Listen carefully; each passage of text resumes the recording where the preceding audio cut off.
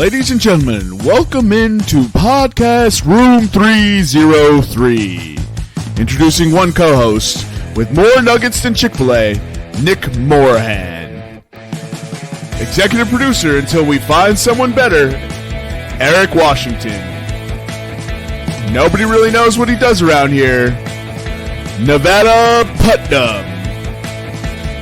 And now, the single greatest thing to happen to hosting in history, Jermaine Antonio Colon Mendez. On with the show. Ladies and gentlemen, welcome into Podcast Room 303, episode 273. I'm your host, Jermaine Colon Mendez. This is my co-host, Nicholas Morahan. And as always, we have with us, that's right, it's an old school edition of the pod from the room where Sans executive producers so the boys can play. On today's episode, we'll get into a head-to-head review, a pop culture pick'em top 5 freezer aisle foods. We'll discuss the UCL Matchday 1, which happens 9/17, 9/18, and 9/19. According to the executive producer's notes. And we'll obviously dissect the NFL Week 1 and move into NFL Week 2. And without further ado, how you doing this evening, Nick? I'm good, man. I'm glad to be back as an honored guest of Podcast Room 303. Glad to be running it back like we did back in the day before Nevada, before Eric, before George, RIP. It was just you and me. And you know what I got to say? I do love the start of baseball season, but something just gets tingly in my fingers, and I just want to open the DraftKings app when NFL starts. I am on every single play when I have no money on the line. Every bet's a good bet. Are you hitting? No. You're still cold, even with the NFL. No, not. Let's see. Let's see here. Let's go to the big. Nick's Nugs were 4-3 last week. Model in the sky, yeah, the big model in the sky, doing pretty well on highlight bets last week, and doing pretty well on overs. 8-4-1 week 1, up 3.4 units. So you realize that's really fucking good, right? Yeah, that's pretty good. Yeah, 61% win rate is pretty good. Yeah, you're just small sample. You're just so used to saying you've caught L's that you didn't even realize you had a good week. Yes, NFL wise, at least. I'm sure you sucked in college. Small sample.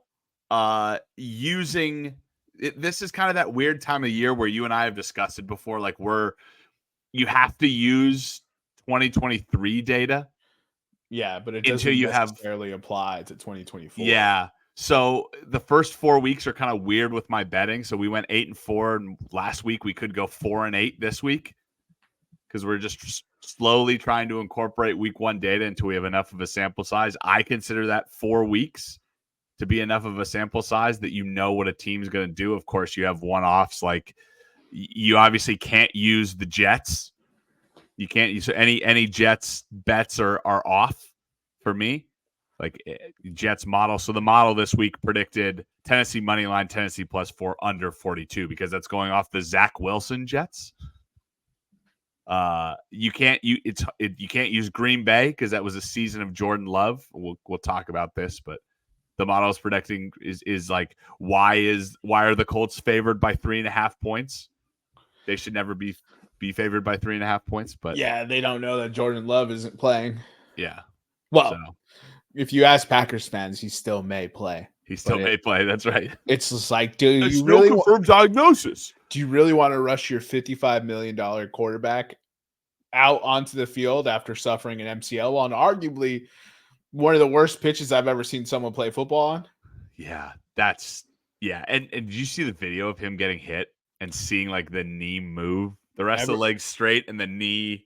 Everyone was just like, "Oh, that's ACL for sure." Myself included in that everyone comment. I was just like, "My man's is cooked barbecue chicken." And end of everyone's Super Bowl darling because everyone was picking the Packers, and boom. I look to Green Bay fans. I say this: you guys have over the last 40 years had 2 Hall of Fame quarterbacks. You'll be fine. Just don't rush back Jordan Love. You'll be fine. If he plays, and God forbid something happens, because there are grown men trying to tackle this man. Yes. You know what I mean? Like Garone did, I think. Garone did, man. I just, cost benefit analysis, but you also don't want to start 0-2, right? So if they had won that first game, it would be much more. Oh man, this is make or break, because what is like the statistics if you start a season 0-2, like your chances of making the playoffs are like less than 1 in 4 starting. Yeah. They always give you the stat every year, but nobody ever remembers it.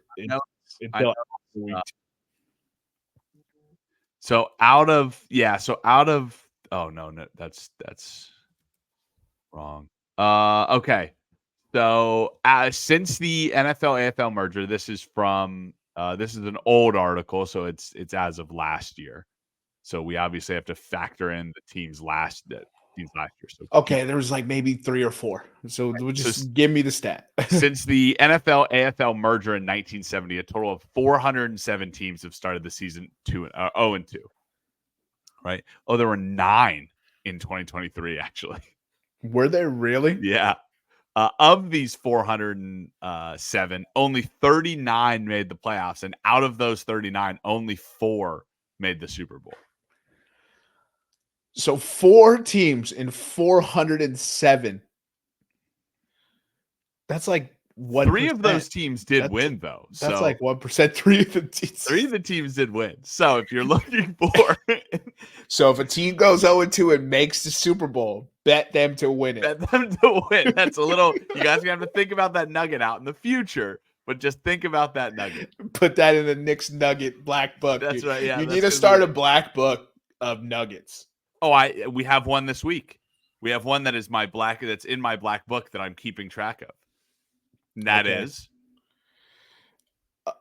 What game are we talking about? Philadelphia, Atlanta.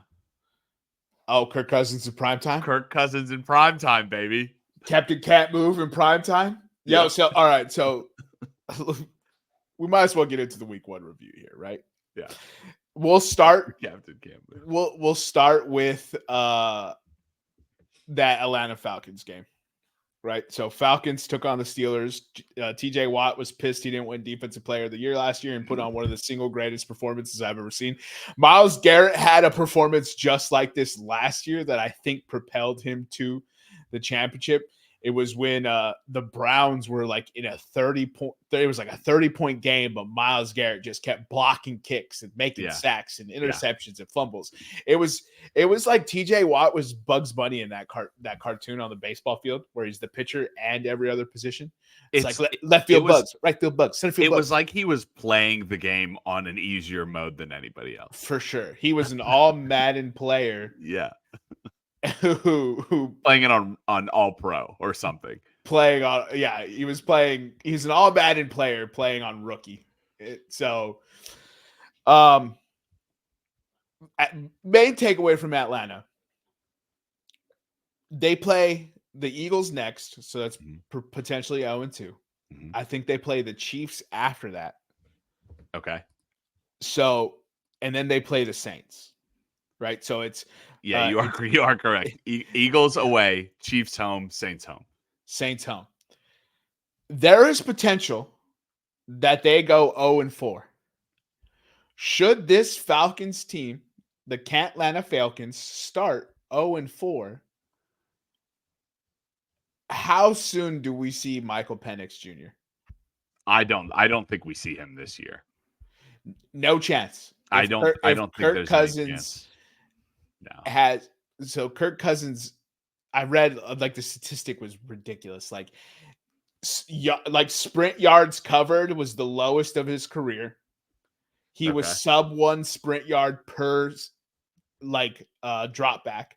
Oof. Right. So he was not moving at all. Right. He was dropping back and getting wrecked by the Steelers defense. Right. Now it is the Steelers defense, right, which is good at football. And they didn't give him a lot of time to move. Right. So the once good Atlanta Falcons offensive line looked awful. Yeah. Which I didn't see that coming. No. To look that bad was crazy. Kirk Cousins, when he runs a good and successful offense, it's mostly play action. Mm-hmm. It's Could not run the ball. It's mostly bootlegs. Mm-hmm. He can't run. He can't move. Yeah, so they didn't use play action. Yeah. They didn't. I don't know how long Kirk Cousins actually plays this game. I think I underestimated one thing about the Steelers defense that I love, considering I have them in our dynasty league. We underestimated the influence that Alex Hightower is going to have on this season. If TJ Watt continues to play at the rate that he played in week 1, he is going to get most of the attention from offenses. Alex Hightower is a very, very good edge rusher in his own right, who was injured last year. ACL, I believe. Maybe not ACL. Something. He was hurt. I don't remember though. Very good pass rusher. The Steelers are scary. Yeah, I was trying to see because who drafted the NC State linebacker? Steelers, yep. Right? Peyton Wilson, right? Wilson, yeah. Yeah, 3 tackles solo. Okay, I went to go check his stats. And then I laughed because they have a dude named Beanie Bishop Jr. The Steelers do? Yeah, he's a corner. That's just a fire name, dude. That is a pretty good name. Takeaway from the Steelers. Do you have any thoughts on the Steelers? God, what? I mean, like, you guys better ride that defense as long as you can get them. Justin Fields, 79% completion percentage. Yeah, but all dinks and dunks, man. I mean, the Steelers have run that offense for ages. Yeah, I mean, he had a couple deep bombs to George Pickens. If Najee Harris is not getting hit behind the line of scrimmage and then falling forward for a 2-yard gain, he's like a 6, 7, 8-yard running back. It's incredible. He has the worst, like, every time, like, he always gets more than they block. Yeah. And everyone hates Najee Harris. And I'm just like, he's always getting hit behind the line of scrimmage. They turn around, hand him the ball, he's getting hit, and he shrugs 1 or 2 every time. Yeah. He and gets a 2-yard gain. And instead of it being, 2nd and 12, it's 2nd and 8. Right. And that's a big difference. Yeah. Huge difference. It's crazy how much, like, I think Najee, because he was a first-round running back draft pick, there's like a misconception with him that he's not good at football. Because all first-round running backs... And Alabama, right? Yeah, Alabama. Yeah.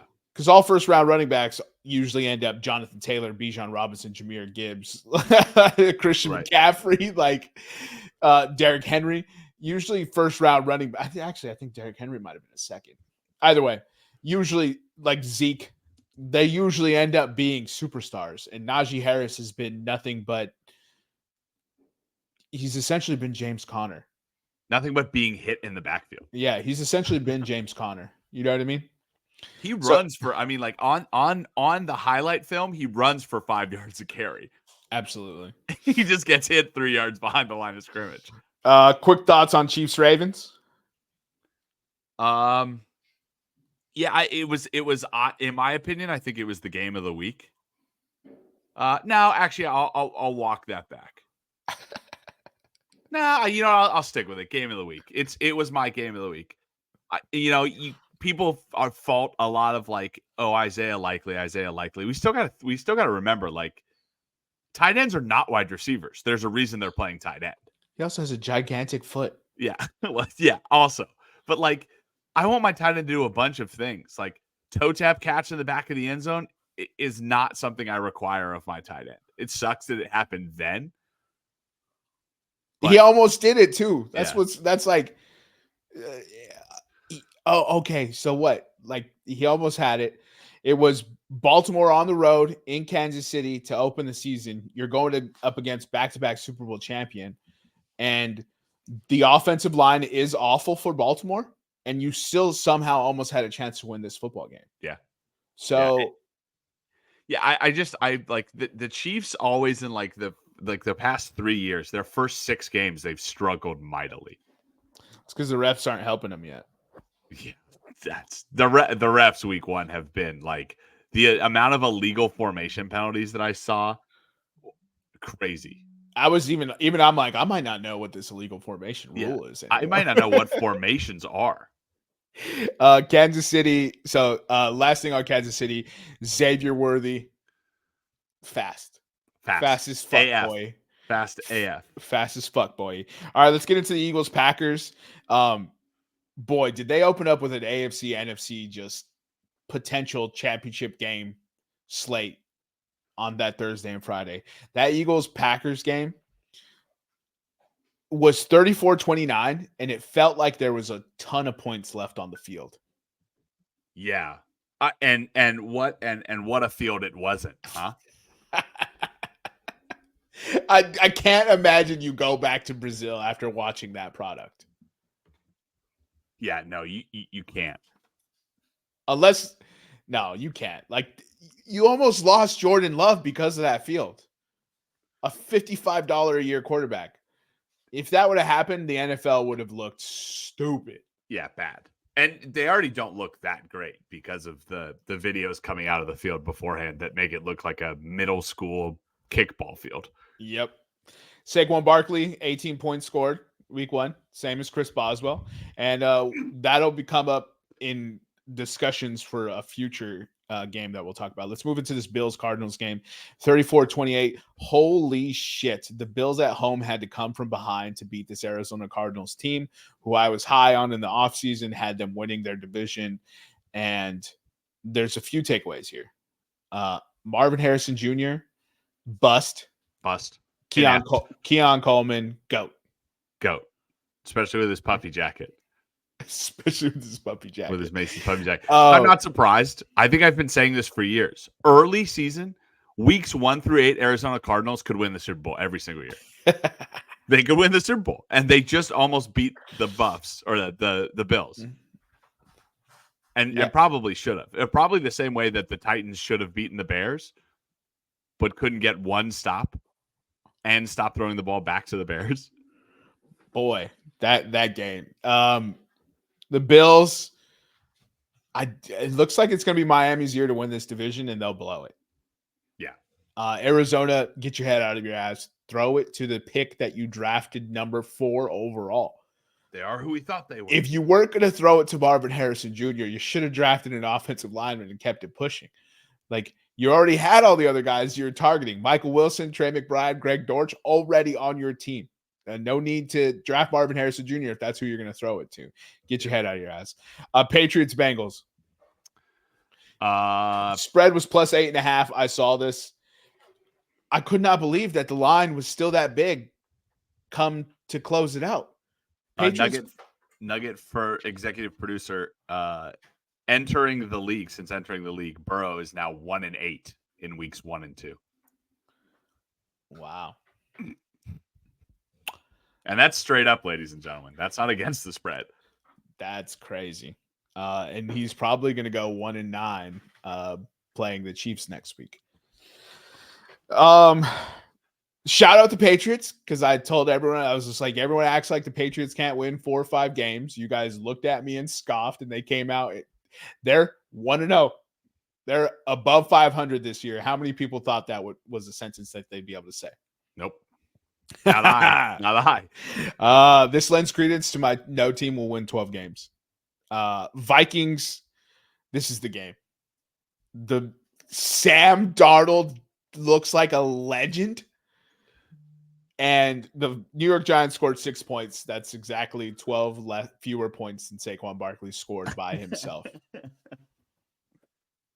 Suck my butt, Brian Burns. If you compare the 2 games, the Panthers scored more points than the Giants. Look, they made it no secret that they wanted to get out of Daniel Jones in Hard Knocks. That man's confidence is shot. He's cooked. Daniel Jones is done. There's no hope. There's no hope. I was probably the last beacon of like, no, he's a pretty accurate quarterback. No, dude, he's cooked. It's over. It's barbecue chicken. Joe Sheen probably loses his job. Do you think this GM should keep his job? No. Especially after watching that Hard Knocks, which was fantastic, by the way. Yeah. He seems like a great dude. But truly. But 13 mil for Saquon? You couldn't find 13 mil for Saquon Barkley. Yeah. There wasn't a contract on your roster you could restructure to give Saquon Barkley 13 mil. Yeah. Also, you paid 92 guaranteed to Daniel Jones, who you apparently didn't want on your team. It's crazy. Franchise tag Daniel Jones, pay Saquon Barkley. You're not in this situation. No. Look, you got to lose your job on that alone. Also, the offensive line for the Giants, which they spent money on this offseason, looked worse than last year. Yeah, it wasn't great. Against a reduced Minnesota pass attack, if I remember correctly, or a reduced Minnesota D line. Yeah, they lost Danielle Hunter. They replaced him with Jonathan Greenard. They drafted Dallas Turner. Doesn't seem to matter. Yeah, and then I'm sorry, where was it at? What's the next game on the slate? I know you're going to get to it at some point. Just get to it. Just get to it now. Saints. Who that gonna beat them Saints? Okay, so I made a bold proclamation 2 podcasts ago. I said I'm super excited for Carolina Panthers football. I watched 2 drives and switched over to the Steelers game. I am right back in 2023 Nick form. You're out. You're out already. I'm out again. Until they show me something else, I'm out. Bryce Young cooked. I don't know what's wrong with this team, to be honest. Is Bryce Young good or not? I don't know. I don't think so. It's incomplete. You know what I mean? Like I don't know. I don't know if it's I wish Eric were here so that he could get this in person, but now he'll have to listen to the beginning of the episode, which he's not going to do. I want to apologize to him. We might have the worst defense ever. He was talking about that. I was just like, dude, that Saints team was legendarily bad. Yeah. That was because we signed Jarius Byrd, we signed Brandon Browner, we spent all this money in the secondary, and those dudes were arguably some of the worst secondary players I've ever seen in my life. Yeah. But Carolina just traded away their secondary players and didn't sign anybody. I mean, JC Horn's still there. Well, yeah, until week 3 when he gets injured. I think it's a long play by the Horn family. They're like, just have the Panthers pay you. Don't be healthy while you're there. When you're a free agent, sign with New Orleans. Saints. where the Panthers go to the great city in the sky to succeed. All right, so the Saints led the league in motion pre-snap. Rashid Shaheed, 20% of his plays, he was in pre-snap motion. You have to imagine that's got to be a scary prospect for the rest of the NFL. Yeah, I mean, I don't know why people don't get it, but the legendary Warren Sharp has been talking about it for years. It's super easy to know where the defense is in if you motion a guy. Uh-huh. And like quarterbacks at this level are very good. And if you can even the give bad them, ones. and even if you can give them answers to the test, they're going to be even better. Best what are they running? Cover 3? Is it in man? No. Okay. The best teams run 49ers. Motion. The best teams, all the best teams. Ravens. The top 16, there's a few that lost because the Packers played the Eagles, so one of them had to lose. But it's just ridiculous. Derek Carr threw 3 touchdowns, and I don't know what to do with my hands. We're going to find out. We're going Cowboys, Eagles, Chiefs, the very next games. So this could be a dominant team. I am concerned because there is a new level of hope that I don't like. How hard are you if they get through that stretch? How many games is that? So again? they play Cowboys this week, Eagles next week. Okay. Falcons, then the Chiefs, and then we go Buccaneers, Broncos. So 6 games. If they finish that plus 1 that they already won, if they finish that 5-2, how hard are you going to be on the hype train? Oh, bro, Super Bowl bound. So I'm gonna be Super Bowl Super Bowl bound. I like. You cannot stop the egomaniac that will emerge, and I'm already an maniacal madman. First of all, Panthers play Chargers, Raiders, Bengals, Bears, Falcons, Commanders, Broncos. I truly think that if they lose to the Chargers, which is entirely possible, and lose and they get to be the rebound relationship for the Raiders, Bengals, Bears, and Falcons, this team could be 0-6 to start the year. Talk about the Panthers? Yeah. That's our trendy little pick. All right, we're going to take a break real quick. And then we're winning 11. And we're going to take a break real quick, and then we'll be right back. Yeah, so, Saints whooped that ass. Historic drubbing. 47. What was it, 10? 30. The only score I remember is 30-0.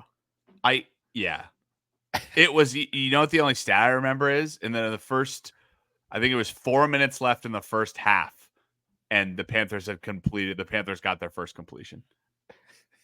It was like, I heard that, and I was like, babe, did you say something about going to a street festival today? Because I'd be down to do that. Whatever. Like, my time has mysteriously opened up. I'd be like, wow, that's great. And for the next 17 weeks, I should be free around 1 p.m. So we're gonna end our week 1 coverage there, since Nick clearly did not watch the rest of the games. You got no, actually, I did watch the rest of the games. I just didn't watch my team. You got any last thoughts on these games? Cowboys look good. Browns look bad. Rams look good, except they lost Puka. Lions look good. 49ers did 49er things. And if Aaron Rodgers could just have somebody that could catch the ball that wasn't a former Green Bay wide receiver, he'd be pretty good. The Jets would be pretty good. He didn't throw it to the right side of the field. He was Mitchell Trubisky. Yeah. It was wild. It was crazy. and now my final thought is the Bucs seem to be good without old Davy boy. Yeah, I hate to see it. I'm gonna reserve judgment because it was the Redskins. Oh, dead name. I did it on purpose. Let's get into head-to-head. This was last week's slate. I went 0-3. Nick went 1-2. Nevada went 1-2, and Eric went 1-2. The winning bets, Nevada finally hit a manufacturer. Yeah, he needed overtime to hit it, the piece of shit. What a lucky What is overtime in NASCAR, dude? Nick won a parlay of the Saints -4 and Chargers money line. Hey, buddy, welcome back to my Knicks 1 bet a week parlay. There it is.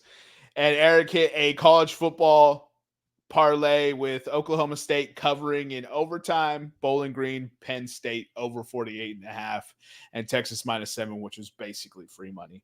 Eric, you're doing pretty good not losing those units. 10 units, right? Plus up 10? Yeah, I'm up 10. Strategy's working. 1 big parlay every week, and it's keeping me afloat, dude. Yeah, until it doesn't. Until it doesn't. You should bet more baseball.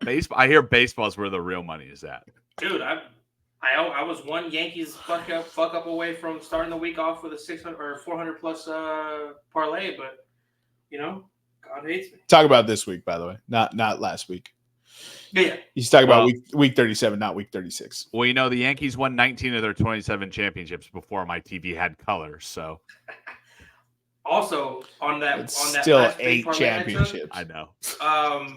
It's always nice when you put a giant parlay with 15 legs in, and the second game in the leg busts. It's great, isn't it? You don't have to worry. You don't have to worry about the rest. Notre Dame just losing. Stress-free, dude. -28 favorites losing to who they lose to? Northern Illinois. Illinois. Now the favorite to come out of the group, not the, what do they call the group of 5? Group of 5. Okay, I was gonna say that, but I was like, that doesn't sound right. Yeah. Now Northern Illinois is the favorite to come out of the group of 5 to represent in the college football playoff this year. Obviously, week 2, things change. That's hysterical. So, shout out. Went to a wedding in Nashville this last weekend. Boo! One of my high school buddies did a 13-leg touchdown parlay. Basically, put I think 25 on it or something, and would have won like $650,000. hit 12 of 13. No fucking Picked way. Zamir White instead of J.K. Dobbins. Oh, dude. bro. When I tell you this man and I have not talked very consistently since, high school friends, right? So you're still buddies when you see him when you go back to your hometown. I'm sure you guys know some guys like that. Yeah. When I tell you the amount of texts we exchanged on week 1 Sunday was more than I think the texts we have ever exchanged in the, what is that now? 14 years since the cell phone was invented. Since the cell phone was, since I graduated high school, he was sweating major bullets. That's amazing. That's a tough L. 12 touchdowns correctly is crazy. Yeah. To finish off head-to-head, I'm 25 and 83 minus 25.14 units. Nick is 1394 and 1 minus 45.65 units. Nevada is 34 and 74 minus 22.57. And Eric is 31 and 77 plus 10.58 units. Let's go ahead and get into pop culture pick 'em, boys. Oh, yeah. Let's make this quick. Today's order is myself, Eric, and Nick. And I'm going ice cream. Any ice cream? You want me to be specific so that way you guys can pick ice cream? I'd really like you to be. I'd really like you to be specific because that would eliminate a little bit of my list. I'd really like you to be specific. You got Bluebell. You got what do we got here? I can't go full rain, man, like Eric. What do you want? What do you want from me? Name an ice cream brand, please, God. Give me. Boy, I'm gonna take ice cream bars. Those Crunch ice cream bars. Okay. The Nestle Crunch ones. Nestle Crunch, yeah. Okay, good. Thank God. With that hard candy coating shell. Oh, okay. All right. So Nestle Crunch ice cream bars. I'm gonna go with Haagen-Dazs. And I don't know how to spell it. Double A. Haagen-Dazs, dude. How fucking rich did you grow up? Pretty rich. He doesn't even hide it. Yeah, he doesn't even hide it. I'm gonna continue this ice cream trend. I'm gonna go Klondike bars. Ooh. And I'm gonna go. Did you know that it's not Tostitos pizza rolls? Tostinos. It's Totino's pizza rolls. I'll go the pizza rolls. Hey, Nick, I got a question for you. Yeah. What would you do for a Klondike bar? There's a lot of stuff I identified with those commercials. There's a lot of stuff I would have done. I'll eat my broccoli. Dude. Yeah. No way. I'll commit war crimes. Eric, your pick. I'm gonna go with those Old El Paso taquitos. Oh, dude, yeah. Dude, just taquitos. Fire. Yeah. Bro, obviously I'm going Hot Pockets here. Yeah. And then I'm going DiGiorno's. Fuck, I forgot about DiGiorno's. Great pick. Not on my list. Great pick. Yeah, bro. The fluffy crust. Red Baron pizza. No, DiGiorno's were the best. Yeah. DiGiorno's. There's probably, some sort of chemical that's really, really bad for me. But yeah, they crushed it. Laundry detergent or something that makes the crust fluffier. That's why it's so crunchy. So for my third pick, I don't know if you guys remember these. I don't know if they make them anymore, but the TGIF, the frozen wings they used to have. Oh yeah. TGIF has a whole suite of they have meals and stuff, not just the wings. Like they have corn and meatloaf type stuff. Yeah. I'll go drumsticks. Can I fit that in, or is that too close? Ice cream? Yeah, that's fine. Oh, dude, always. And then I'm gonna go Eggos with my fourth pick. Damn, I was actually like, shit, I should have pushed DiGiorno down. Yeah, I thought, I was like, dude, how are Eggos still available? Yeah, that's what I said after I said DiGiorno's. I was like, what am I doing? Damn. Let me think. Oh, Uncrustables. Disgusting. You can have those. Yeah, great pick. Those are disgusting. Give me the Jimmy Dean breakfast sandwiches. You motherfucker, dude. You motherfucker. That's a great pick. And then last, those are so good, dude. So good. Crack cocaine for sure. Last thing I'm putting on this list is French toast sticks. God damn it. He took two back to back. Killer's kill, bro. Oh, dude, how those made it to the 5th round, I have no idea. I have no clue. I'm looking at my list now. I'm like, I opened with Nestle Crunch ice cream bars. That was the definite reach. Because the 101 is ice cream. Like Yeah. we all went ice cream to start. I just panicked and picked that specific ice cream. Yeah. But like it's ice cream. Like you go to the freezer aisle for that specifically. Yeah, ice cream, yeah. I'm gonna finish it with Stouffer's lasagna. Hell That's a yeah. good one, yeah. Those lasagnas. My mom made lasagna, The party so platter ones though. because Of you course. want more lasagna. More. I'm gonna go bagel bites for my final pick. Fire. My brother was allergic to those when we were younger, so we couldn't get them Oh. anymore. Jerome? So yeah, we went God, from he ruins everything good. we went from eating bagel bites all the time to one day, I guess they like changed their formula or something. He started like breaking out in hives. Oh, that's a bummer. Yeah, so we switched to Hot Pockets. Also, since we're talking about this, I was in the store the other day. You know, Taco Bell, much like TGIF, has their menu in the frozen section. You can get Crunchwrap Supremes. Did not know You that. can get beefy 5-layer burritos. They're all Don't frozen. want You it. just throw them in the microwave. Bro, the burritos might actually be pretty clutch. I ain't even gonna Well, that's lie. all they do with the burritos, I think, is just stick it in there. Yeah. No wonder my tortillas are always kind of greasy. They're just microwaved. It hurt me to leave this off the list for honorable mention, but Marie Callender's pies. Ooh. Yes, sir. I'm They with you closed on the that last one. one down. Yeah, it hurt, but there were too many good ones. Chicken nuggets, really any. Just give me any variety. Chicken. Just Chicken. Chicken. Oh yeah, chicken strips. You know what's funny is like we all went with junk food, but we could have gone like, blueberries, frozen blueberries, So funny enough, I was literally about to say frozen fruit. Frozen fruit is fire, especially Me when too. you want to make smoothies. You know what I like is those steam bags. Oh, vegetables. Yes. Well, vegetables, and you can just So throw that easy. bitch in, and you got your side, bro. And it's 90 just like, seconds, oh, dude. it's like peas, carrots, and penne and Alfredo sauce. I'm like, Oh. yeah, bitch, throw that in. Oh, women could never. Women could never.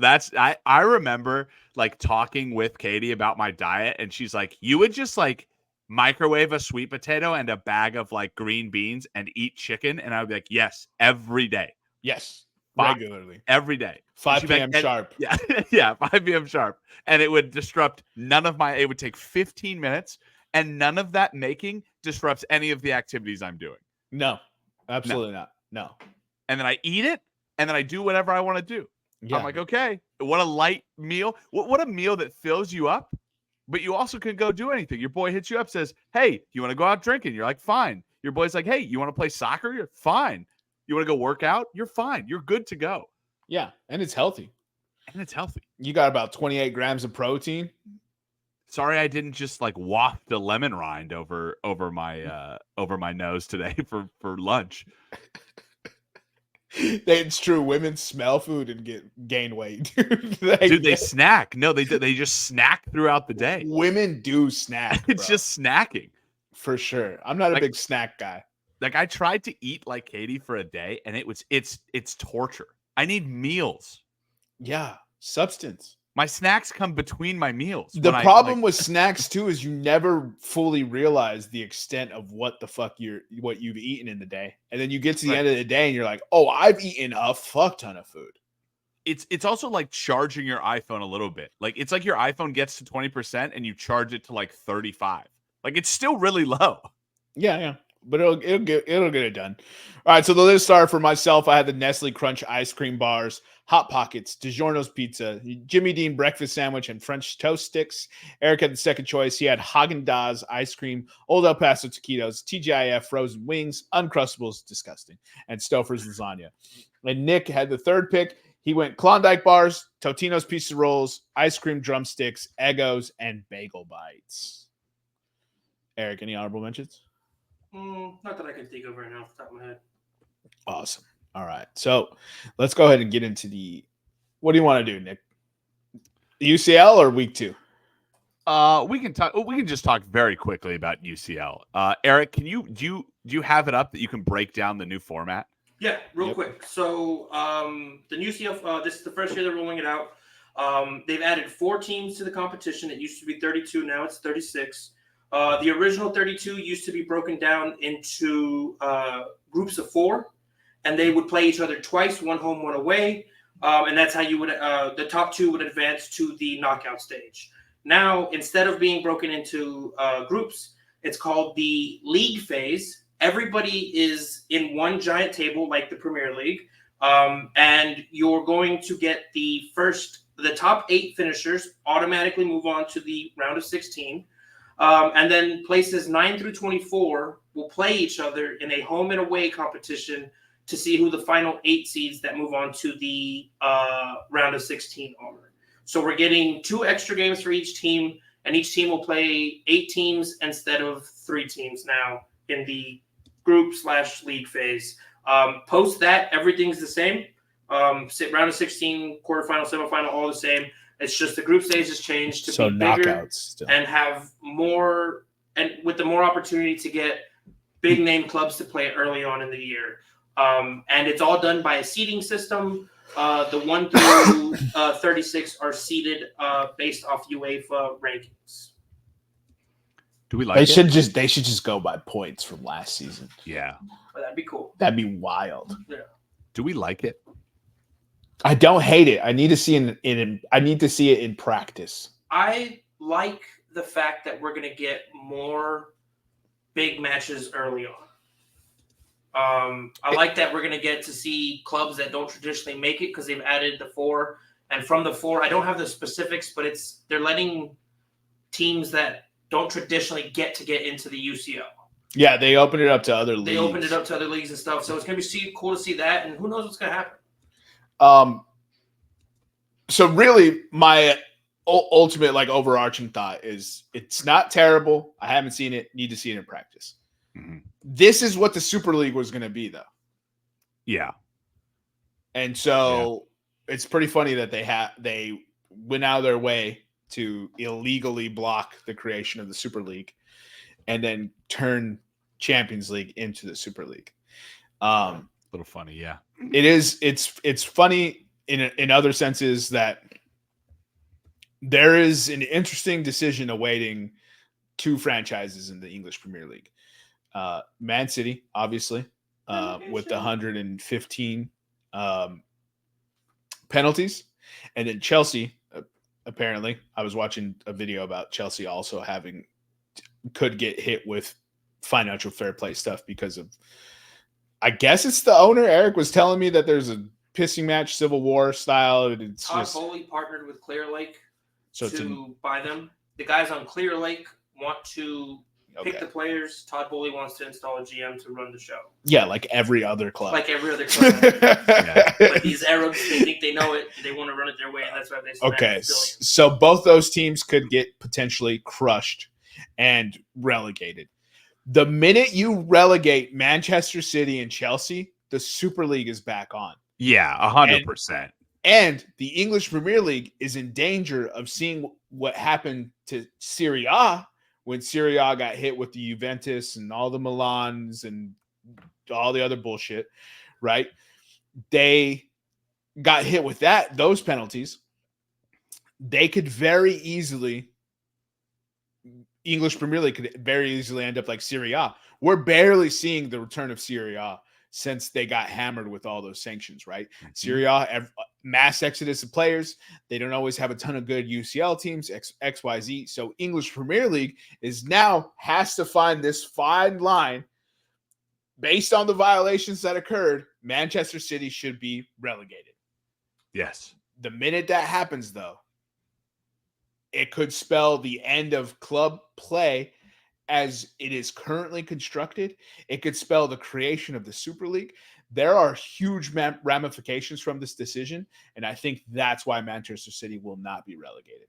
So to give the listeners a little insight onto how big of a decision this is. So the EPL, since its inception in 1991, there's 6 clubs known as the Big Six.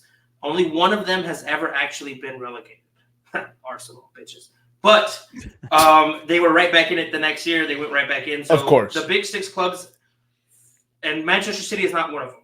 Good riddance to them. They're a new club, new kid on the block. But this would be Chelsea, one of the original 6 clubs for the EPL going down to relegation. This would be huge, and it probably, as Jermaine said, would be the end of the EPL as is, because there's no way these billionaires accept that. Because the revenue goes, I saw somewhere where the revenue goes when you're at the top flight in EPL, you make easily over 100 million, and then right when you get down to the second tier, I think the highest earning club, which got promoted last year, they only made 17 million in profit. So you're taking billionaire owners who are used to making hundreds of millions, and you're going to subject them to 17 million profit. They're not going to let that stand. And the thing is, Chelsea is already doing quite a good job getting themselves relegated. Fantastic job, dude. So why would you even hit them with any penalties? Just let the idiot American keep managing them. That's punishment enough. I don't think a day goes by where I don't hear about this American owner. So they're already pissed off enough. So maybe EPL installed him, let him push his deal through as a little bit of a penalty to Chelsea. And this is super interesting. The guys from Clear Lake were seen on a yacht with Abramovich about 2 weeks ago. So there's some talk of him backdooring back into owning Chelsea. That'd be awesome. That'd be so sick, bro. That's so funny. That's some Russian billionaire shit. That is amazing, bro. Do we want to get into any specific matches from UCL, or do we want to move into week? Yeah, so I'll do one match a day. I'll do kind of my key matches of the day. So it starts, like we said at the beginning of the podcast, the 19th of September. That's Tuesday. Happy birthday to me.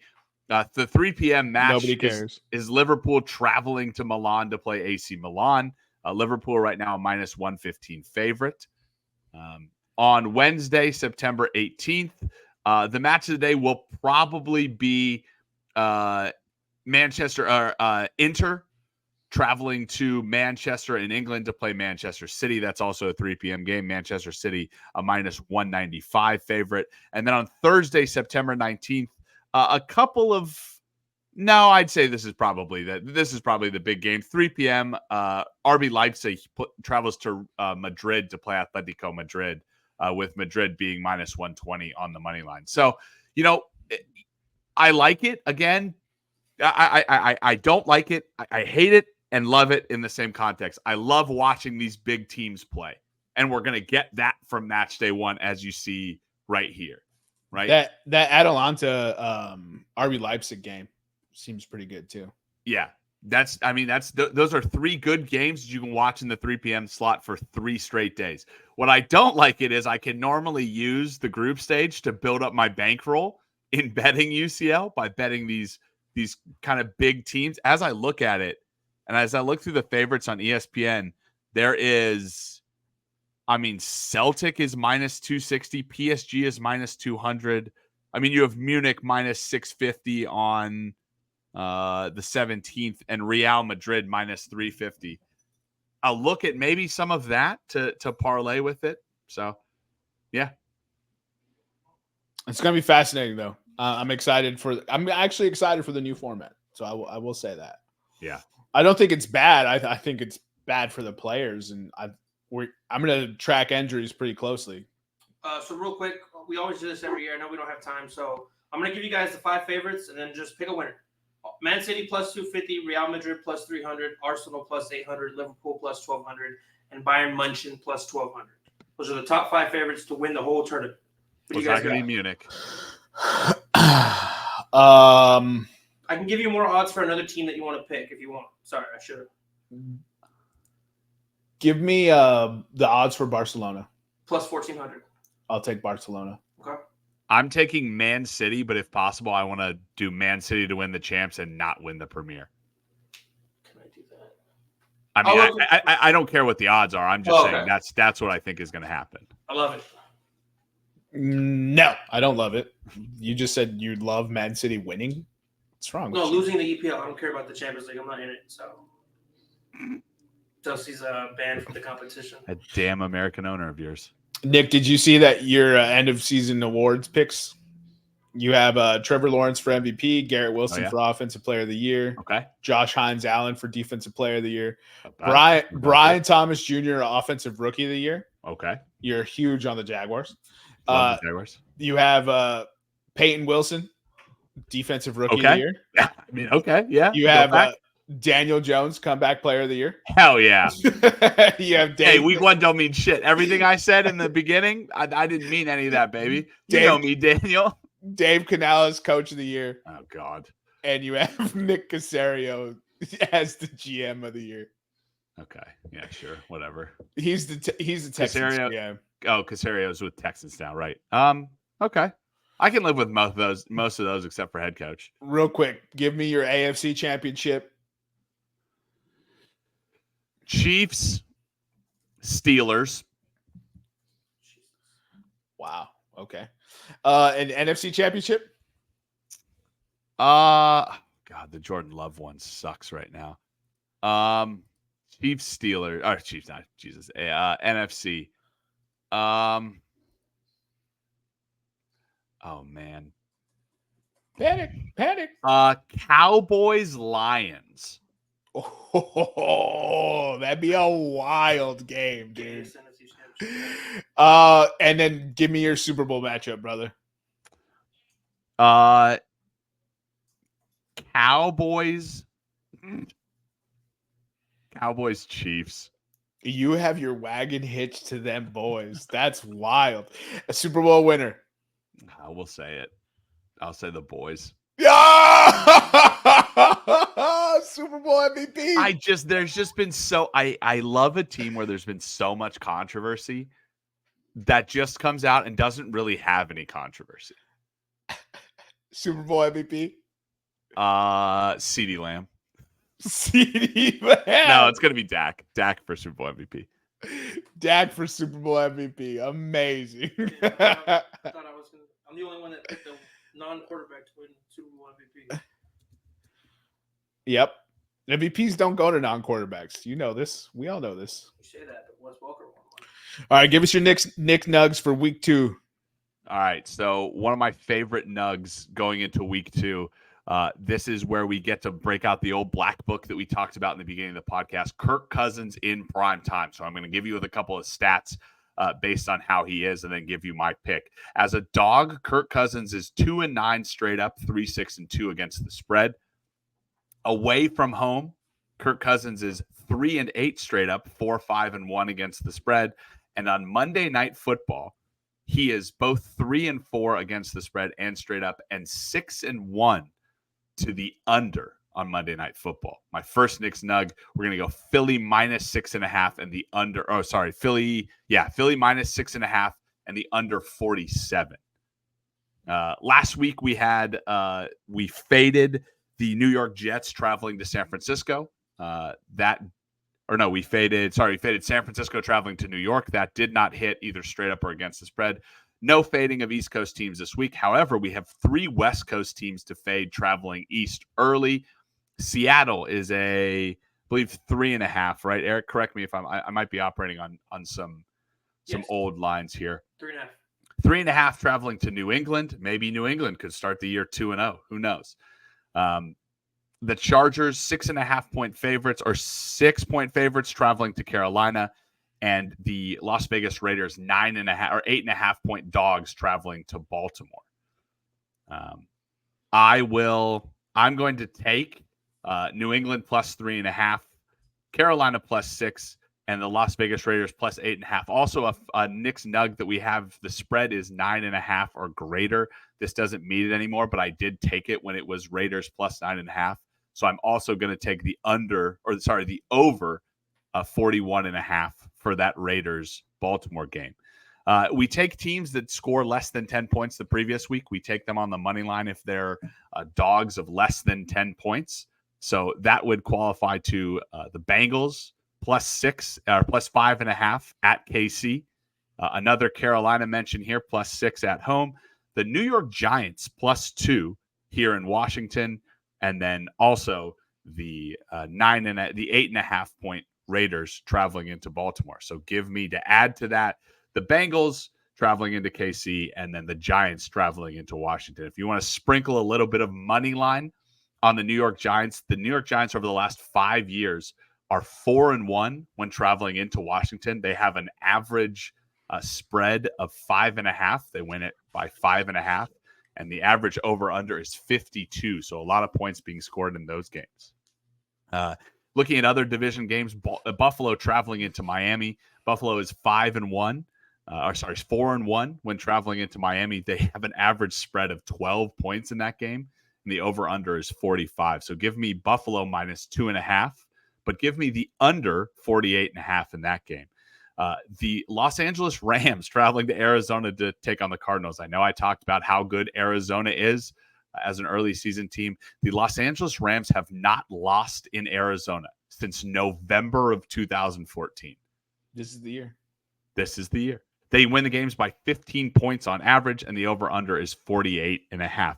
However, because of the ref assigned to this game, and I'd have to look who it is, and maybe you can post it on the socials, Eric, if I find it.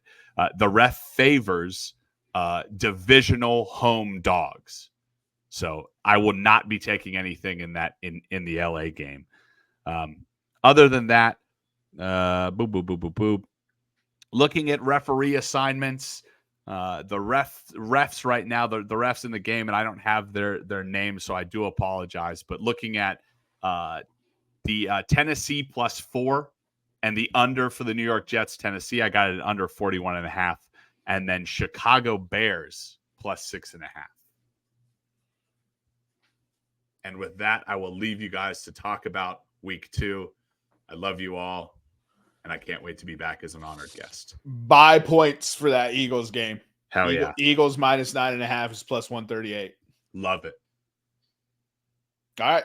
Ciao, Bella. Thank you for being a guest on your own podcast. We'll see you later. Bye. All right, Eric, what do you want to get into? Well, we covered the week 1 and we covered week 2 slate, right? We haven't covered week 2. Oh, you want to just jump into that? Yeah, we can go into week 2. All right. Tonight's game, Buffalo versus Miami. Buffalo travels in. Miami's a minus 2.5 point favorite. Over under is 48.5, and Buffalo is +120 on the money line. Can you? Boom. Perfect. All right. What are you taking on it? Oh man. So, I wish I would remember this, but I believe the Dolphins have only beat Buffalo one time. Yeah, and Nick just said they were 4-1 for the Knicks Nuggets. Buffalo's 4-1 in the last 5 in Miami. I think. Okay, cool. Yeah. So, I took Buffalo +2.5, but I'm taking Miami minus 2.5. Miami looks good. I think Miami's good. I think their defense is better. And yeah, I'll be wrong. I'm all right with that, but I'm going to take the home minus 2.5. They only got to win by 3. I'll take the Dolphins. Cool. Very next game, we have the Raiders traveling into Baltimore. This was part of the Knicks Nuggets as well. Baltimore is minus 8.5. The over under is 41.5, and on the line, the Raiders are +330. Bro, this is a gigantic number. I don't like the spread. I think people are hating on Las Vegas, and they have talent. That Zamir Whitehead is decent. They have one of the best wide receivers in football. Gardner Minshew's a thug. And that defense looked amazing. So I don't really like the spread, but I'll take the over on it, 48.5. 41.5. Sorry, 41.5. Damn, I put 48.5. I'm an idiot. It's because the line is 8.5. I'll take wow, live change. Oh wow, it just dropped. It just dropped. I was gonna take Raiders 8.5. I'm still taking 8.5 in my heart. Las Vegas +8.5. Yeah. All right. Big Derrick Henry game. Derrick Henry anytime touchdown, and Derrick Henry over rushing yards. I think both those hit this week. Anytime touchdown and over rushing yards? Yeah. I think the Ravens play with the lead, so Derrick Henry doesn't get game scripted out. Next, we have San Francisco traveling into Minnesota. Spread is San Francisco -5 on the road. That is outrageous. The over-under is 46.5, and on the line, the Vikes are +185. Minnesota looked good. Brian Flores can scheme in offense, into what they don't want to do. I'm just not fading the 49ers, man. I'll take the over 46.5 in this game. And man, they play each other tough usually. In Minnesota,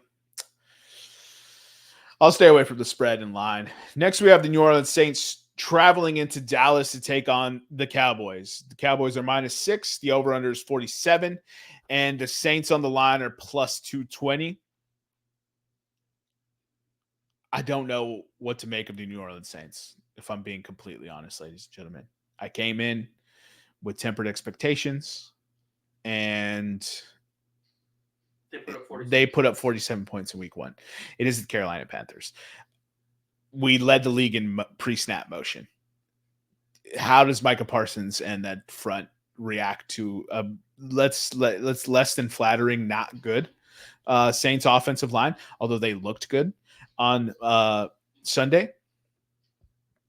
I'm going to bet with my heart here and take New Orleans +6. Both defenses are good, but both offenses are good at explosives. I'll take the over 47 in this game. Cool.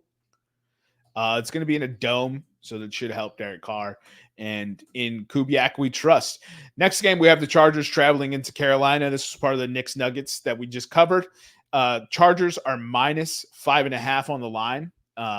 The over-under is 39, and Carolina is plus 180.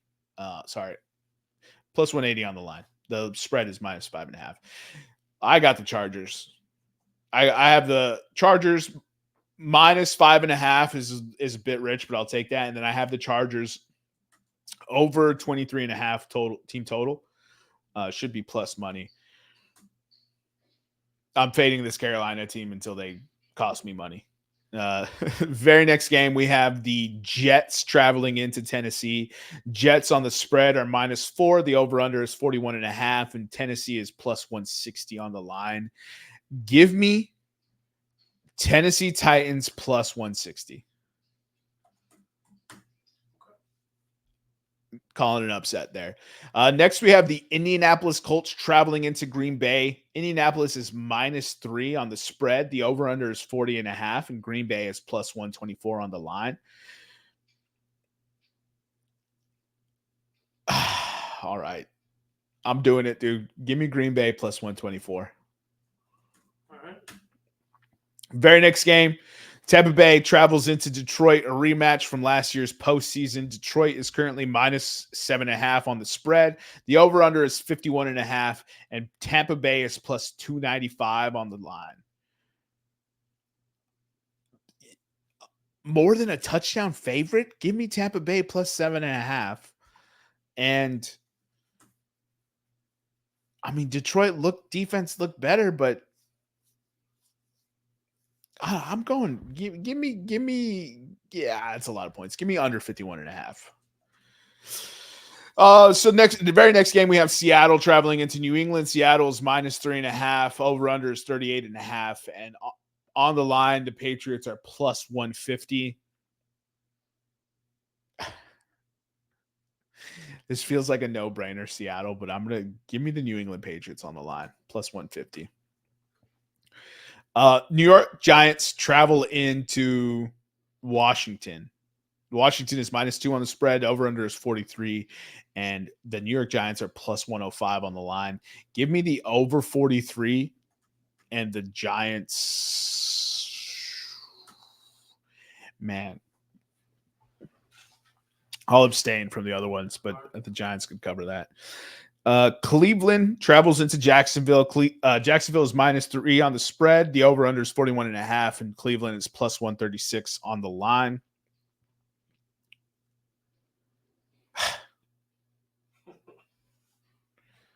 Both of these just question mark teams. Give me under 41.5. Under 41? Under 41. I think both defenses are pretty good. I'll take Cleveland +3. Okay. Very next game, the Rams travel into Arizona. The spread is Arizona -1.5. The over-under is 48, and the Rams are even on the line at plus 100. And Give me the over 48. And give me the they didn't use Marvin Harrison Jr. Give me Rams plus 1.5. Cincinnati travels into Kansas City. The spread is minus 5.5. Kansas City. Over under is 48, and Bengals are plus 205 on the line. Bengals just notoriously play this team tough. I think they end up losing this game, but I'll take Bengals plus 5.5 and under 48. The very next game, we have the Pittsburgh Steelers traveling into Denver. Pittsburgh is minus 2.5 on the spread. The over-under is 36.5, and it's plus 124 for Denver on the line. Give me Pittsburgh minus 2.5. And I'm going to do something ridiculous here. Give me the under 36.5. It should not be allowable, but those two teams will not score points. Bo Nix is a rookie, and this is just not the matchup you want for him to get just shredded in. Very next game, we have the Chicago Bears traveling into the Houston Texans.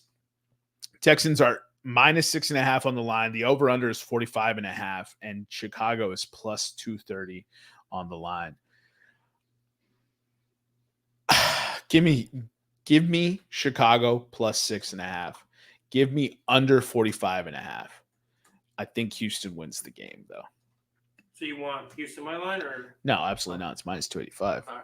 I just look at it and say, yeah, that's probably right. Yeah. And last game of the week, Atlanta travels into Philadelphia. Philadelphia is minus 6.5 on the spread. The over/under is 47, and the money line is plus 245.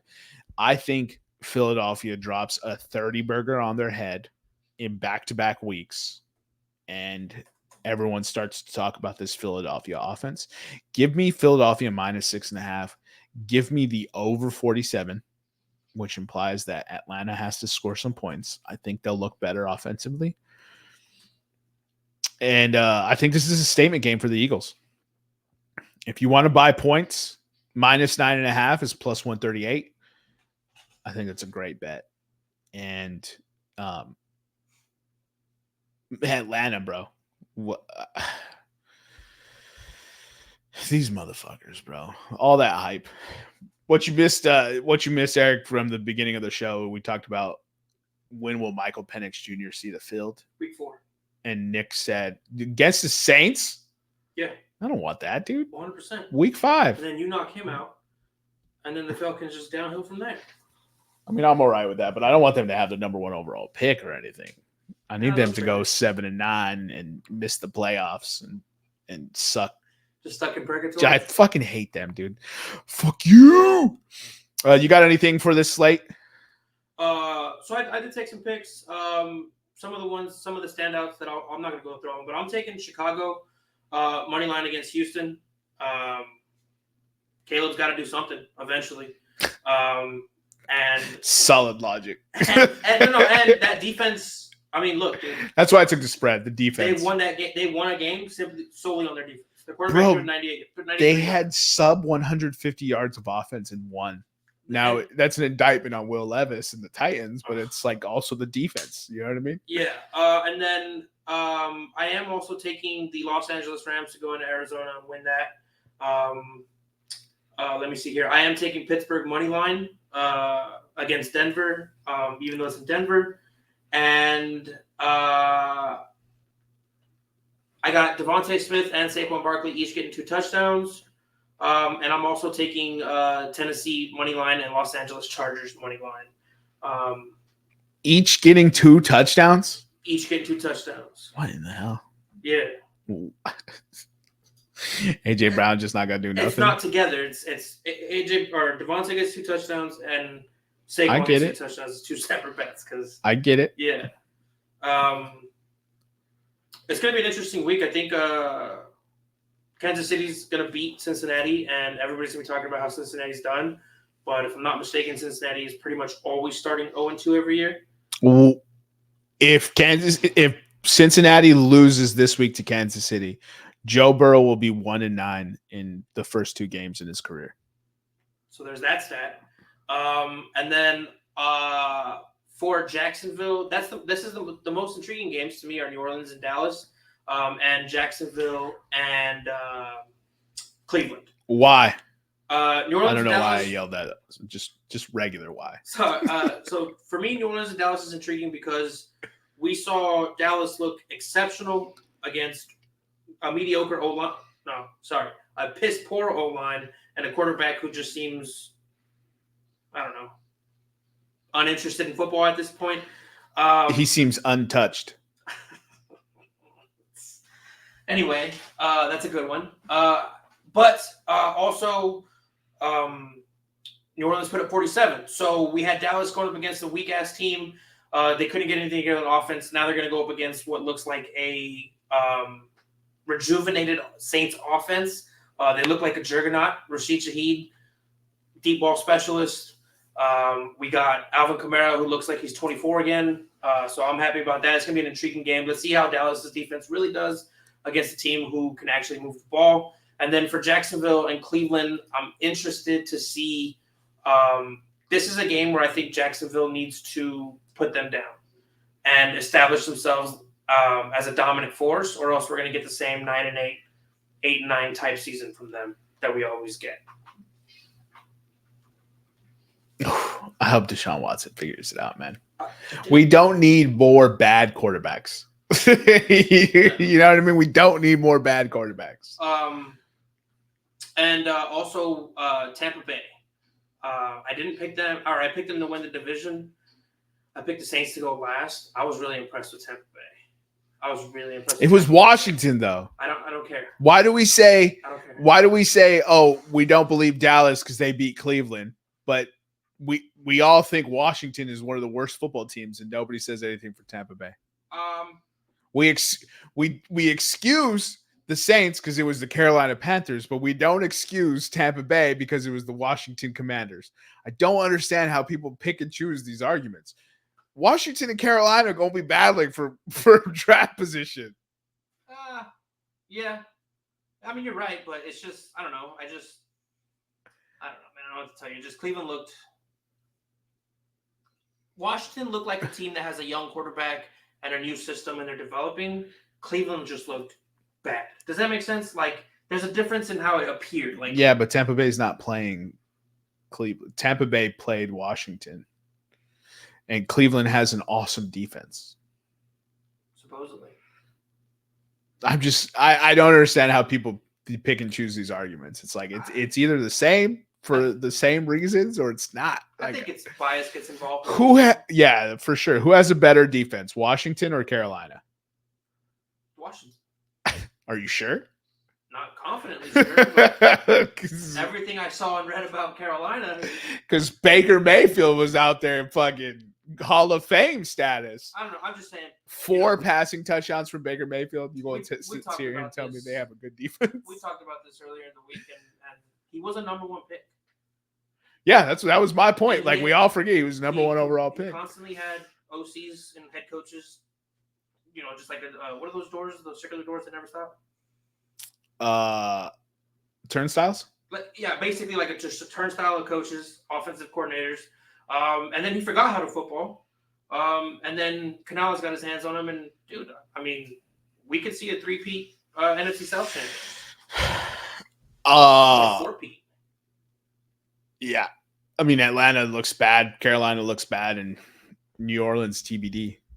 But for some reason, we're ready to crown for a team that had Tampa Bay. A team that in the preseason got ranked as the 23rd best secondary, I'm pretty sure your safety or corner is leading the league in sacks. And I know that's not you're not playing coverage when you're sacking, but that's how impactful these guys are. They're impactful in coverage, they're impactful on the blitz, they're impactful everywhere. Yeah, I think Will Harris has 2 interceptions and Alontae Taylor has 3 sacks.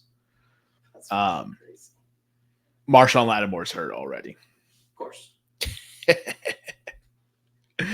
Man, I hope the Saints go win this weekend. It'd be just be so good to be 2-0. I don't remember the last time we were 2-0. I'm counting on you guys getting a dub. Oh fuck! I'm not saying you are. I'm saying I really would love you guys to get a dub. We're fucked. Just kidding. You got anything else? Go Birds. Go Birds. Yeah. Who's winning the UCL, Eric? in its entirety? No, just who's winning week 7. Yeah, in its entirety.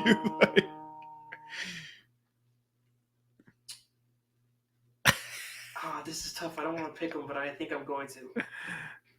City? Mm-mm. Bayern? Mm-mm. No, Los Blancos? I'm going to go with Arsenal. You're going with Arsenal? Yeah. Yeah, they look good. They look really fucking good. Except for Declan Rice, that bitch. You can't stay on the pitch, dude. Fantasy soccer's already bringing the worst out of Eric. One red card, dude. You're allowed one a year. No, you're not. Not when you're not that guy. All right. Declan Rice is that guy. I don't think he's the enforcer for them. Oh, you mean the enforcer? Yeah. I mean, his red card was just an absolute shithousery. But it was 2 yellows, wasn't it? Yeah, It wasn't straight red. it was absolute shithousery. Both yellows. Both yellows. I didn't see I saw the second one where he like kicked the ball away, or like he was preventing them from getting the ball. And I was just like, we're really giving a yellow out for that? Yeah. Like, I was like, that was crazy. But hey, man, you did it. So that's on if they you. make a super league, they bring in super refs who aren't soft. Bro, they should allow the refs to just hit people. Like old school Catholic church schools. Just put him over his knee. Dude. That'd be something else, man. All right. I think that's all we got, right? No blind 5. We did UCL. We did week 1 review. Yeah. What was your guys' takeaways from week 1? Like your positive and your negative that we always do, or did we not do that this week? We were actually going game by game because we were filibustering for you, so we can get into PCP. Oh, okay. One of the hard hitting questions was the Michael Penix Jr. So that was one of our takeaways. Yeah. One of them was Joe Burrow and just sucking early. Yeah. Which you kind of mentioned as well. The other one is we talked about the Saints-Panthers game. And then we talked about how, we opened with 2 potentially championship games with Kansas City, Baltimore, Philadelphia, Green Bay. Yeah. You guys talking about how we should never play South American football again? Yeah. Okay. Yeah. I don't know about South American because I'm not just going to write off like Argentina or Peru or anything like that. But Brazil should be ashamed of that field. The NFL should be ashamed of the product they put on, but they don't really give a fuck. They probably made cajillions of billions of dollars by playing that game there on a Friday. So, and Green Bay still wore green, right? I mean, technically, you guys had some green too. But... Yeah, we had the green accents. Green Bay did wear the green jerseys, and that was interesting to watch because the home team, who hates green, was cheering for Philly. But similar to New York and like LA, that city is a city that has multiple teams in it. Sao Paulo has multiple. Was it Sao Paulo or was it Rio? It was Sao Paulo, right? I thought it was Sao Paulo. Yeah. So anyway, they have multiple teams in there, and the big rivalry who wears green. A lot of those fans showed up, so you could hear them. Like it was like a home game for the Eagles because you could hear the Corinthians fans cheering for them, but also it felt like Eagles fans travel. Like all these other fans were there just screaming. It was intense. The atmosphere was actually pretty electric, minus the horrible field conditions and the fact that it was a fucking Friday. It was pretty electric to hear the fans and to see them enjoying it. So. I have to go back and watch that. That was I thought that was a decidedly pro Packers crowd. It was. You guys got booed coming onto the pitch every time. They kept saying, "Let's go Packers! Let's go Packers!" They kept saying, "Go Pack, go!" Yeah, because some fucking asshole in the stands taught them that. They kept saying, "Go Pack, go!" But it was because a lot of the fans were from the rival team that wears green, and Philly came out and said, "We're not going to wear green," so all those people soured on us, and they were booing us. But we still had fans in the stands. The home team was still.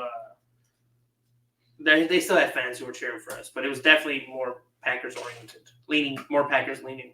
Yeah, that's what I thought because I was like, "Damn, this is a decidedly pro Packer crowd." And then the most unfortunate thing happened: an MVP caliber player went down on the second last play of the game. Bro, what a bummer! Which is the NFL needs to dude, player and product over. You're not going to expand into Brazil. Soccer will always be king there. You could probably get viewership, but you're not going to expand into growing an NFL league there. I think they could get a league anywhere, personally. I don't know. I don't think so, but I think fans would go crazy for football in Brazil, for sure. It's violent. Like it's violent for 8 seconds. They would eat that shit up. And then it's nothing for a minute and a half. Hey, that's my talking point. Yeah, football is boring. Yeah. All right, that's all we got, right? Yep. Follow us on Instagram, Twitter, and YouTube at Podcast Room 303. Follow our sister pod, Revenge of the Pod, on all things social and wherever you get your podcasts. For myself, Jermaine Cologne Mendez, for my co-host, Nicholas Morahan, who had to depart early, for the EPE and Nutty Putty. We'll see you next time when you come on down and step into the room.